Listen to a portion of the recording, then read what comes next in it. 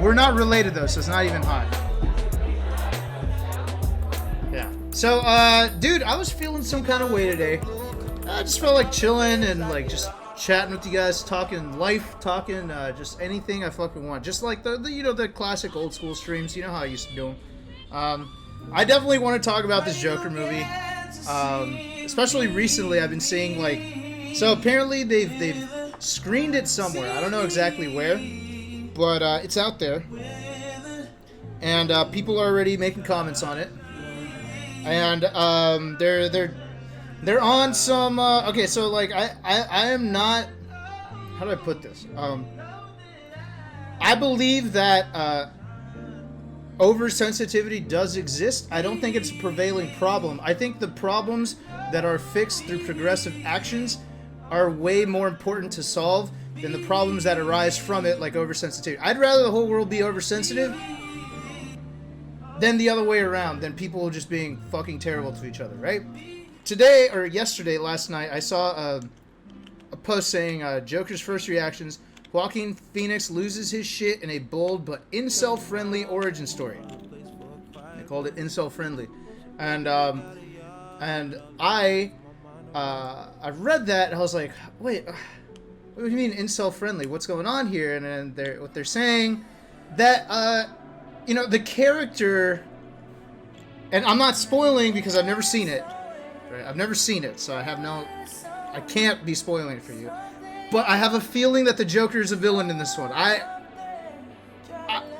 don't know. Did anyone know? Oh shit! Did I spoil it? Did he seem like the hero here? You know, they could twist it up on you. You never know if he's gonna be a villain or a hero.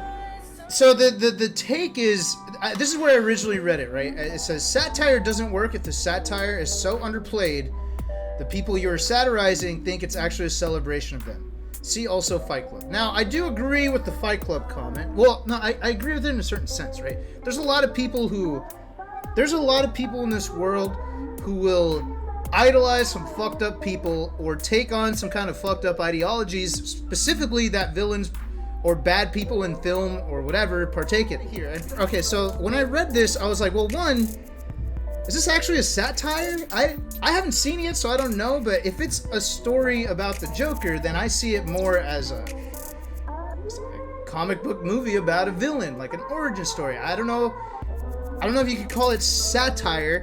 Maybe the existence of the character in and of itself is satire of something, but I don't know if this movie in particular is aiming to satirize anything. So, with the Joker, you know, some people do think he's got, like, good philosophies or whatever, but he's a fucking maniac, right? I think he's my personal favorite villain because he's got no powers. Well, he's got some, right? Like, he's immune to poison and shit, right? But he doesn't operate within the normal rules of society, so he's kind of hard to deal with because you can't threaten him, you can't blackmail him, you can't bribe him, you can't depend on him doing anything predictable. He's a maniac, right? And I think that's a really cool challenge that's different from a lot of other people. Like, he's not just some big bad that's super strong and just blows shit up, or he's got like crazy guns, or like, it's none of that. It's just, you just don't know what to do with him, right? What people are saying is that what they're doing in this movie, and I haven't seen it yet, I've seen the trailers though, is that they are kind of creating a humanity for this character that makes people want to sympathize with him, and you know what led him to become a villain, so that in the end you're kind of like, oh, you know what, he was a victim. He's not the bad guy. He was the victim. There's a high chance that this movie is being narrated from the perspective of the Joker, which classically cannot be trusted because he is fucking insane.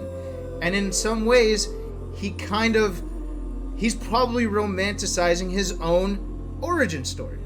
He's done it before. Like, there's an origin story in the comics where he's like a failed comedian and like he's trying to make ends meet to save his pregnant wife.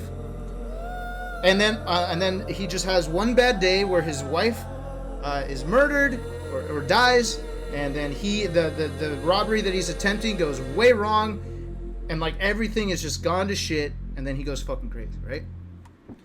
But yeah, in that very same story where they gave his origin, and you know, what, like, where you're supposed to sympathize with him, he ends up turning on his own story as if, like, you know, like it's multiple choice. Like, he doesn't actually even know if that's his actual origin. Sometimes he remembers it one way, sometimes he remembers it another. Again, a very unreliable narrator. So you're watching this and you're thinking, wait, that might not actually be true. He might have just been batshit from the beginning and there's nothing to sympathize. Right? Through the lens of a twisted reality. Yes, that's my guess for this movie. Because, to be honest, the way people are talking about this movie, there are people who are saying this kind of stuff, like it's incel-friendly, whatever. But then there are other people who are praising it, saying, like, give this man a fucking Oscar. This movie was fantastic. It's really changing the game for comic book movies, etc. Now, would they be saying that if it was just based on the way that the trailer was going? The trailer is just straightforward. It's just, guy gets bullied, guy turns evil. But would they be praising it like that if that's actually how it was going? I don't think so. By the way, guys, I was drunk one night and then I paid Germ to redo my photo, to do a different photo. Yeah, no, the photo, the drawing itself is great. That's fine. It's just the photo that's utter trash. Like everyone else's photo. Look at this. How? Tell me that Joey doesn't look like the hottest bear of all time in this fucking photo. Look at him. He looks so good. Everyone looks so good. And look at me. I look like a fucking bridge troll. Just hanging out in the underpass, waiting to charge you hella money to cross. Look at me. This I have a great smile. I have a nice smile. Why is this looking like this? I wanted so bad to do me and Vish. That's a great picture of me and Vish. What clip? What's this clip? Vish and I were just, I don't know how else to put it. We were sucking each other's dicks. Vish and I were just, I don't know how else to put it. We were sucking each other's dicks. That's no. That's a figure of speech.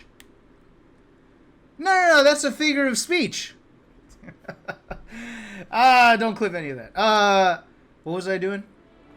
I've been dealing with a couple of friends have been going through like breakups or like dating situations. And I've been really on edge because it seems like these people aren't really listening to the advice I'm giving. And you know what it is? You know what it's like when you give someone advice that you think is good and then they listen and then they go and do the opposite, or they just do something else that brings them back into that situation and you're just thinking, fuck, I'm going to have to help them out again in the future even though they just blatantly ignored what I said. So Vish and I were talking about this girl that I liked, and I found out that she had a boyfriend. And this is turning into like a low-key dating with daddy stream. So I find out she has a boyfriend in a very clever way, by the way. By the way, if you want to find out if a girl has a boyfriend, don't ever ask, hey, do you have a boyfriend? Find out in a different kind of way. Don't just ask, because then you're just showing her your cards right off the bat. Like, just... No, just ask her if you could be her boyfriend, and then she'll tell you if she has a boyfriend. No, look, listen, this is not an incel-friendly stream. Shut the fuck up. Listen. So, she was going to E3, and I told Vish, I'm like, dude, I think there's a shot.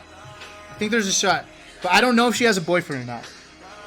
And then I'm like, I know how to find out. Check this out. And then, so while we're talking about E3, I say, oh. She's like, because she doesn't live in LA. I'm like, oh, cool, you're going to stay with your family or something? Because she has family in LA. And so what I was really asking is, do you have a boyfriend? Are you staying with your boyfriend? But instead of asking that, I asked, oh, are you staying with family or something? And she goes, no, I'm staying with my boyfriend. And I immediately took my phone, threw it on the table, put my hands in my head, and then I just started talking to Vish. I'm like, it's done. And then I just started talking. I'm like, oh, well, that's done. What's up, Vish? The moral of this story is play Super Smash Brothers to meet women. Have you guys seen that book from Hungrybox? The one he tweeted? The 3 W's in life. Work, Women, and Winning at Super Smash Bros. Have you guys seen that? That's a real book. And I don't know if it's a troll book. It's a real book.